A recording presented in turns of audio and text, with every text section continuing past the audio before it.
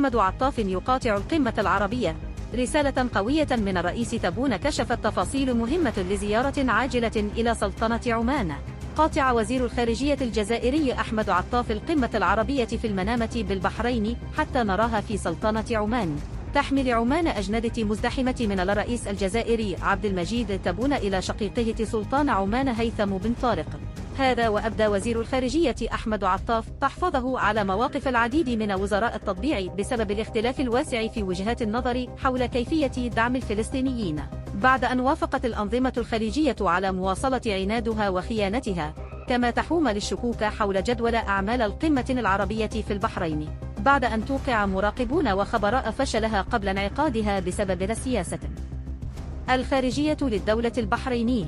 تطبيع خطير وغير مسبوق مع الكيان الصهيوني ودوره المجهري في القضية الفلسطينية. أكد مراقبون أن تواجد أحمد عطاف وزير الخارجية الجزائري في سلطنة عمان تزامنا مع انطلاق أعمال القمة العربية 3 أثار أكثر من رد فعل.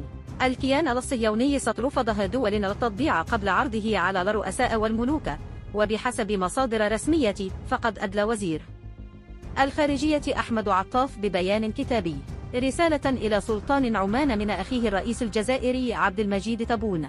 وقد شهدنا في الآونة الأخيرة تحالفا غير مسبوق بين البلدين وتنسيقا دبلوماسيا واقتصاديا استثنائيا بين محور عمان الجزائري، ضربه قاسية للكيان الوظيفي لدولة الإمارات العربية المتحدة، خاصة وإن أبو ظبي ومسقط تشهدان علاقات دبلوماسية متوترة بسبب تواطؤ نظام ابن زايد ضد سلطنة عمان.